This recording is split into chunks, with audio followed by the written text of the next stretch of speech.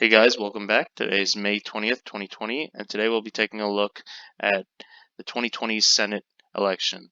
Now, I know I haven't uploaded a video for, I think it's almost close to a week at this point. I apologize for that. I've been really busy with work and school and other things, but I'm getting back into the swing of things. And, a number of these states are obviously safe or likely. We don't really have to touch on those too much.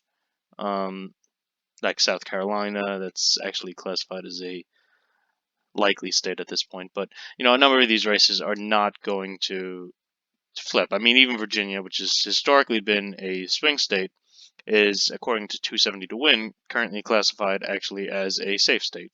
Mark Warner, the incumbent, is fairly popular. I'd actually see Senate popularity. Should have had these tabs up earlier, but let's look at the senator rankings. And we can certainly go down here, click see all, and search for Mark Warner. So, I mean, he has a 49% approval rating, 30% disapproval. That's pretty good. I mean, most senators don't have better than that. There are some that are in the early 50s, as you can see. But in terms of, I mean, in a Democratic-leaning state, certainly that's really good. I mean, Bernie, there's a few senators that have in the 60% approval rating, but that's not typical. Most have 50% or below, so 49% is very good. He's been in the Senate for a very long time, actually. I don't know the exact how long exactly he's been in there. So let's give that a quick look. So, all right, so it wasn't that long. It's since 2009. He won the 2008 senatorial election, but he was the 69th governor of Virginia for only 4 years. But he's been active in politics for a very long time. He has really no chance of losing this election. I actually don't know who's running against him, or if there's even been a. Oops. If there's even been a nominee at this point. I'd be curious to find out. Let me look at his elections, actually, to see how well he's done. So, in his first election, he he won overwhelmingly. I mean, this wasn't even close. Like, that's insane. That's more than 30 percentage points. I actually did not know that. That's crazy. But a lot of people, not everybody, but a lot of people vote down ballot. And obviously, 2008 was the year that Obama won. So a lot of people in the state that were voting for Obama just voted for D's across the board. And that's how most people vote, or at least a lot of people. 2008 presidential election in Virginia. We could take a look at that. So Obama, I mean, this was the first time that Virginia had flipped for some time. I want to say, I'm trying to think. Clinton definitely didn't win it. Gore and Curry definitely didn't win it. Dukakis definitely didn't win it. Reagan won it both times. It was a long time. Jimmy Carter was probably the last president before Obama to win the state of Virginia, and he did it pretty handily. I mean, that's 6 percentage points roughly, which is pretty interesting. But that's how demographics change. So, but I don't want to. I mean, I know it's my home state, but I don't want to be attached too much to Virginia at this point. I'm just trying to say that most of these states colored in dark red or dark blue, they are for good reasons. They're probably not going to flip. So even though Virginia is historically been a swing state, it is leaning much more to the left at this point. I mean, it's both senators are Democrats. Most of the recent governors, pretty much all of them, have been Democrats. It went to the Democratic candidate for president in the last 3 elections. Virginia is not flipping. But, this map actually spells a lot of trouble for Republicans. I'm not saying that the Democrats are going to pick up the Senate. They might. They definitely have a decent chance of doing it. At the very least, they're going to pick up some seats. I mean, there's virtually no possibility of Republicans keeping the amount of seats that they have now or expanding. It's basically impossible. And the reason for that is because the Republicans really only have two Democratic seats that they have a potential of flipping, and that's Alabama and Michigan. So we'll start with Alabama. I've talked about it at length in the past. It's a very conservative state. The only reason that Doug Jones won it in the special election was because of who he was going up against. Roy Moore was accused of some horrible, horrible things, and so that's why Doug Jones won. And it was probably a combination of a lot of Republicans just deciding to stay home because they didn't feel comfortable voting for somebody accused of such heinous things. But they also weren't going to vote for a Democrat. As well as some Republicans, I imagine, voted for a write-in candidate or something along those lines. I don't believe that a whole lot of Republicans probably voted for Doug Jones. I'm sure some did. Um, but also, the Democrats campaigned heavily in that state to try to flip it because of the controversy that was going around with Roy Moore. And ultimately, that's what led the state to flipping. But in 2020, it's going to be very difficult for Jones to win, to keep his seat. Let's pull that up here, actually. It's 2017 Alabama Senate race. I mean, yeah, you're looking at a very narrow, less than 2 percentage points here. And Jones was able to win a lot of these counties that are more urban and more suburban than I mean, if you look at 2014, Jeff Sessions won every single county. It wasn't even close. In fact, the reason he won every single county is because he faced no opposition. There was no major Democrat, no major opposition that entered the race. Victor Sanchez Williams, I don't even know who that is, did run. They raised less than $5,000. He faced no competition, and in 2008 he won overwhelmingly as well by that's more than 25 percentage points right there. So it's crazy, but in 2017, Doug Jones managed to win a lot of these. I think he convinced a lot of African Americans, which there are a lot of in the state of Alabama, to come out and vote for him in opposition primarily to Roy Moore. But in 2020, it's going to be very difficult. Roy Moore is not going to be the nomination. He did run again. Where is he? Yeah. So he got 1, 2, 3. He got fourth place, 51% of the vote, 7%. I'm sorry, 51,000 votes, 7%. But it's either going to be Tommy Tuberville or Jeff Sessions, who's trying to get his own old seat back. The reason Sessions is not doing as well as he probably should be is because Donald Trump does not really like Jeff Sessions due to Sessions recusing himself in the Mueller investigation, but that's besides the point. It's going to be one of them, and even though Jeff Sessions is not the most popular, even in his own home state, if he gets the nomination, he will beat Doug Jones pretty handedly, most likely. I mean, even though it's classified as a lean state, I think that, as I've mentioned in the past, I think that's being very generous to Doug Jones. He is the incumbent, so there is that to factor in. But looking at, I mean, a couple of these are saying likely, and I'd probably agree with that.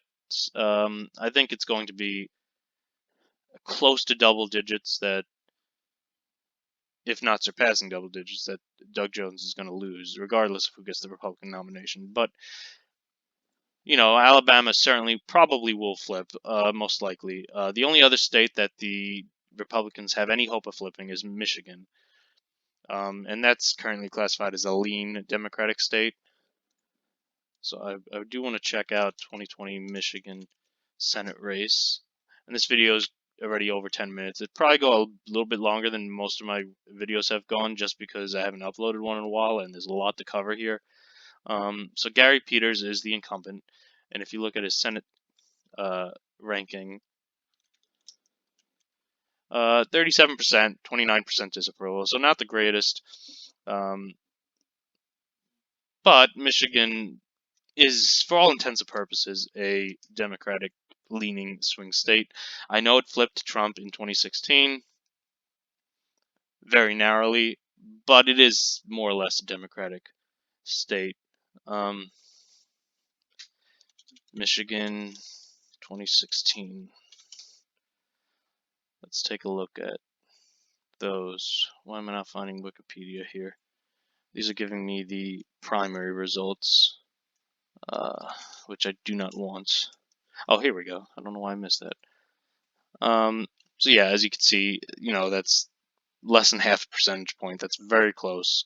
2012, Obama won by close to 10 percentage points, and in 2008, he won by over 17%, or close to 17 percentage points. So that's really insane that such a Democratic-leaning state was able to flip, and the reason for that is, I mean, he just did better in pretty much all of these counties, just across the board. So Michigan probably is going to flip back to the Democratic column in the presidential election, and I really think it's probably going to remain in the Democrats' hands for the Senate race as well. We can take a look at, I mean, there are other reasons to suspect that. If you look at the 2018 Michigan election results, I want to see the governor's race specifically. I mean, I guess there was a Senate race. Debbie Stabenow, who is more well known outside of her own state. She did a lot better than I think Gary Peters will probably do. This might be a little bit narrower. John James is, I believe, getting the nomination again, running against Gary Peters. He might do a little bit better, but ultimately, it's still going to likely remain in the Democrats' hands. And yeah, I mean, that's pretty decisive at that point. But if you look at the governor's race, let me try to pull that up.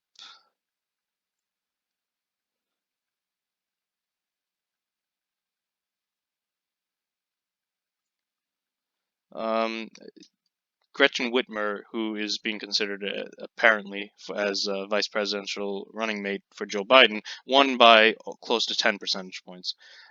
This is a Democratic state. I know that it went to Trump in 2016. There are a number of reasons for that, but by and large, it's a Democratic state. It will likely remain in the Democrats' hands.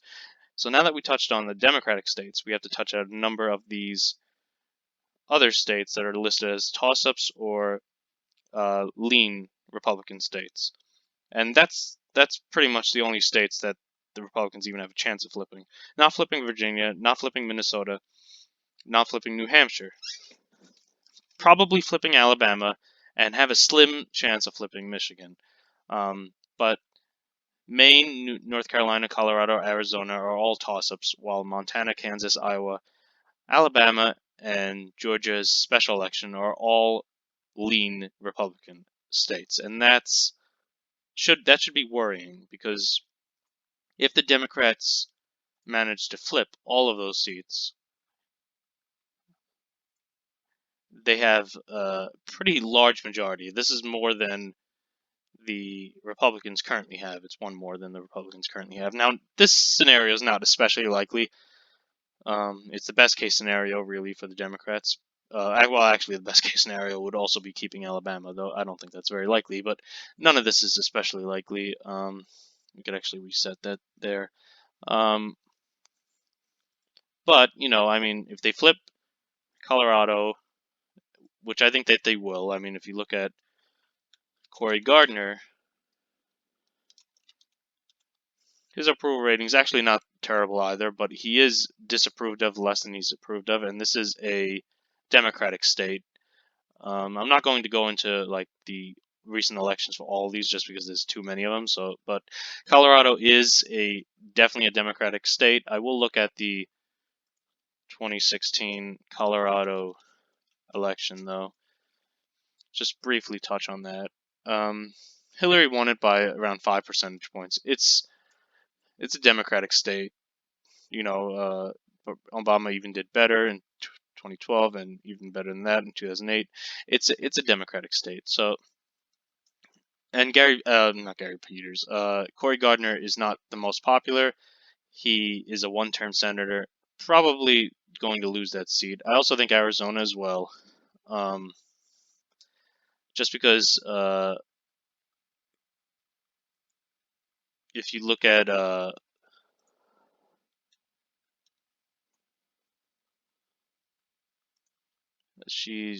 Martha McSally. So Martha McSally, as well as Susan Collins and Cory Gardner, and Joni Ernst, four possible flips. They're four of the most unpopular senators. Martha McSally has 37%, same as Cory Gardner, um, and it is leaning more Democratic. They have another Democratic senator there. Donald Trump won the state by the lowest margin of any Republican presidential candidate in recent history, I believe. Arizona. Let's pull that up because I'm curious. Yeah, he won it by less than 4 percentage points. In 2012, it was just shy of that was around 9 percentage points that Romney won it by, and McCain won it by around the same margin, which isn't surprising. It's his home state. So it is starting to lean more to the left, and with Donald Trump's pardoning of Joe Arpaio and his feuding with John McCain, I do think that this seat will flip.